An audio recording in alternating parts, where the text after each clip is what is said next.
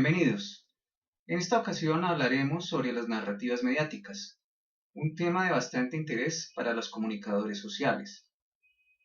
Las narrativas mediáticas serán tratadas desde la postura del autor Omar Rincón, el cual ha realizado un estudio bastante profundo del tema.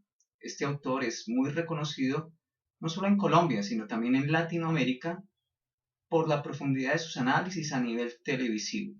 Tal como lo decíamos hace un instante, si hablamos de narrativas mediáticas, obviamente tenemos que hablar de comunicación y de qué manera las narrativas mediáticas han entrado a afectar, a traer una nueva concepción de lo que es la comunicación, obviamente una concepción vista bajo el ropaje de las narrativas mediáticas.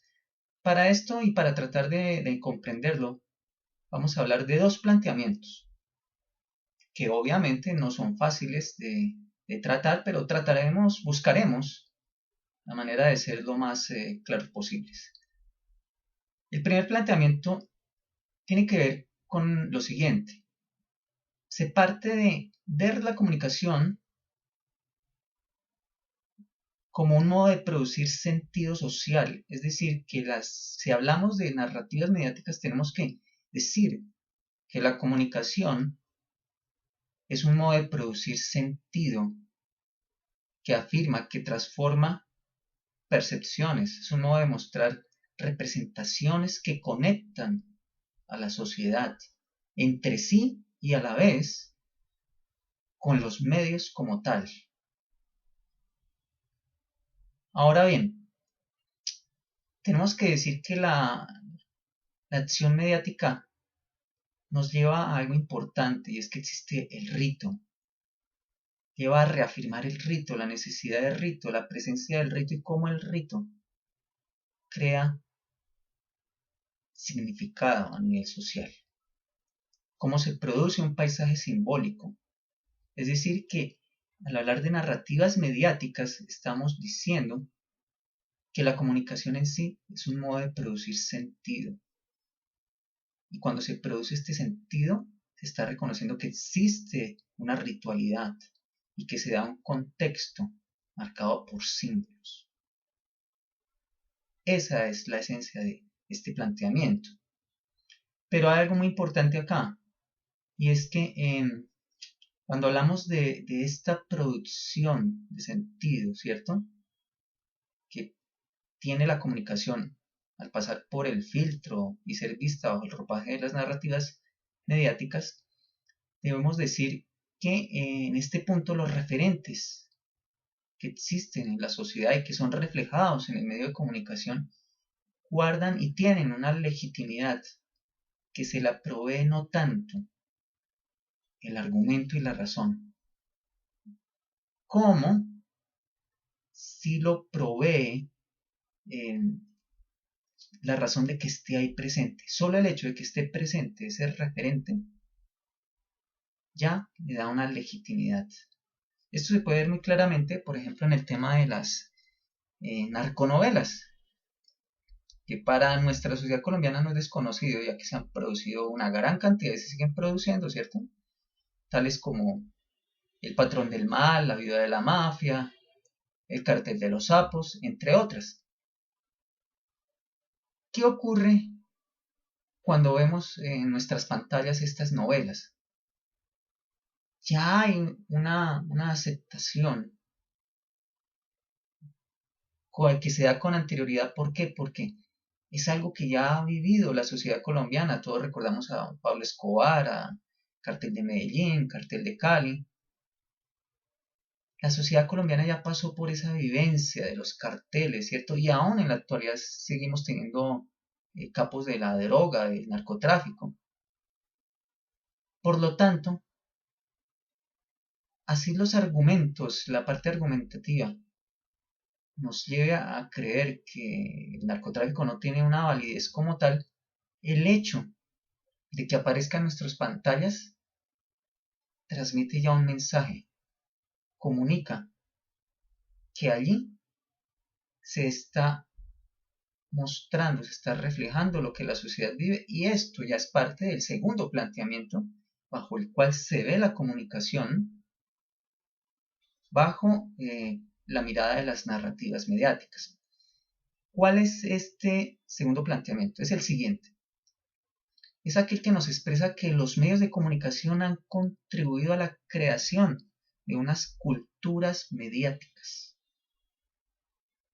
Pero no solamente los medios, la sociedad como tal, nosotros mismos, como espectadores, como televidentes, como personas que hacemos uso de medios como el cine, la televisión, el video y la radio,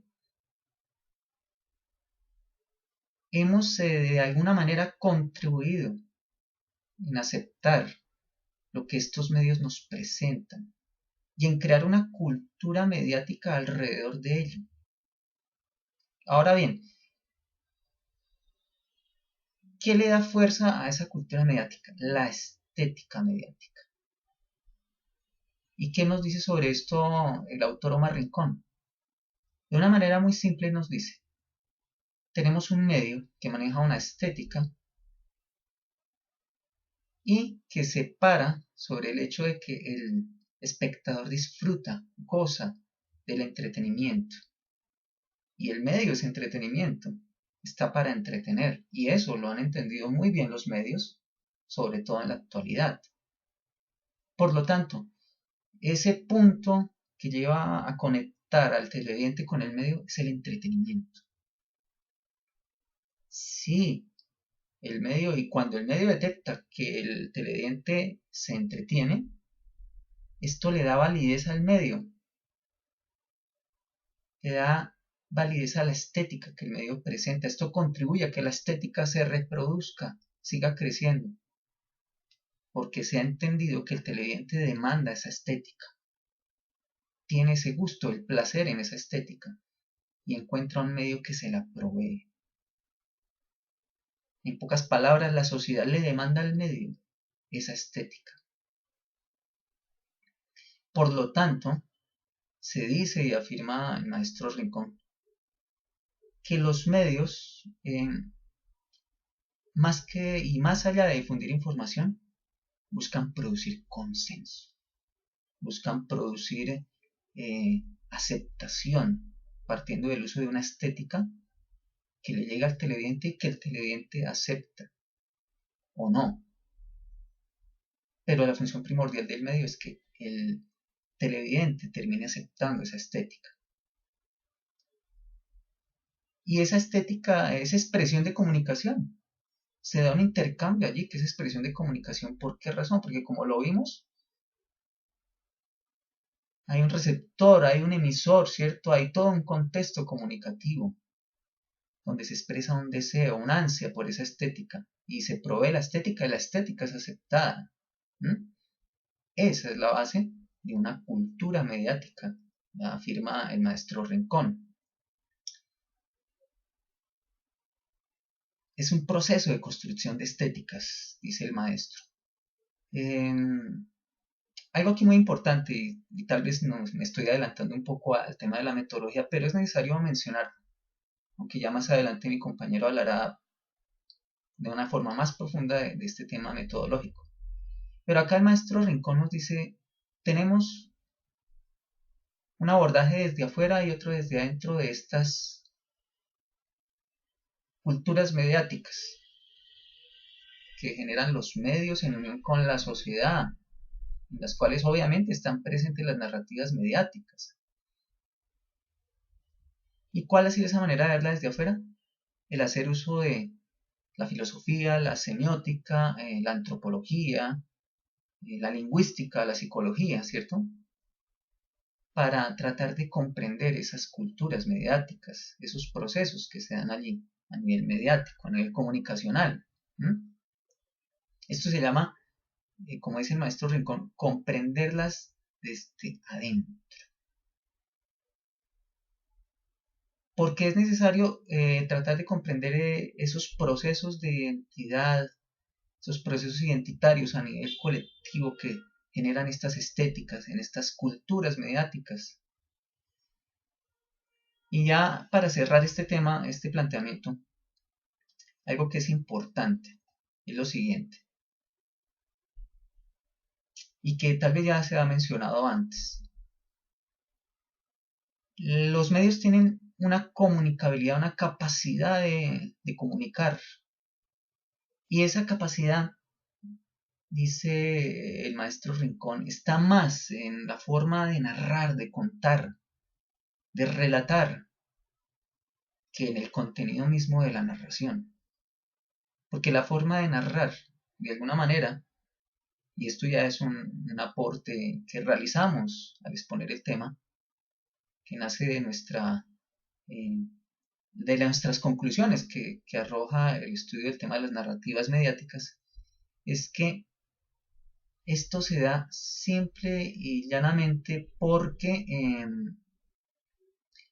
esos modos de significar y de referenciar la vida necesitan una forma de ser narrados. Y cuando las personas se identifican con esa manera en que se narran, en que se muestran esas significaciones, esos rituales, que obviamente no son detectados así por ellos, se recrean en esto, encuentran entretenimiento, y al encontrar entretenimiento en estas formas de que se relata, de que se muestran estos rituales, estos contextos simbólicos, estas realidades que ellos mismos han vivido,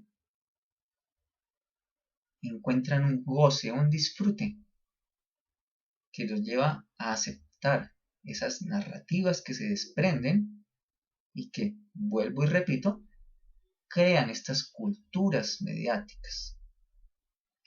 Y aquí se reafirma algo que ya se había dicho.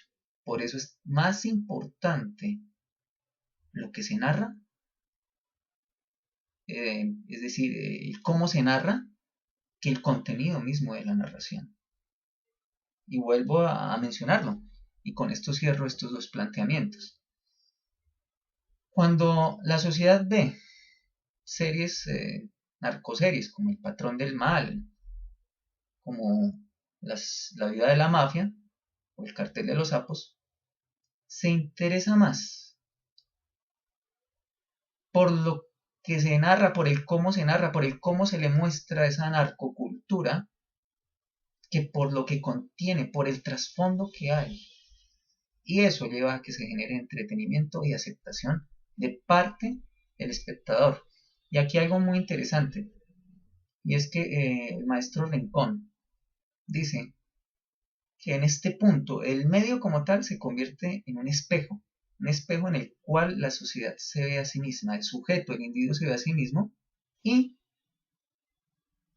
esto lleva a retroalimentar al medio, y a que el medio se impulse a producir más series de este tipo, como el caso de las narcoseries, las narconovelas, porque ya hay un punto de conexión.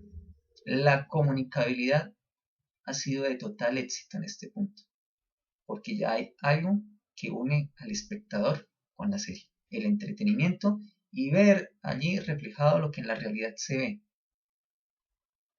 lo cual lleva al televidente y nos lleva a nosotros a reafirmarnos en que de alguna manera para el televidente, para esa cultura mediática es más importante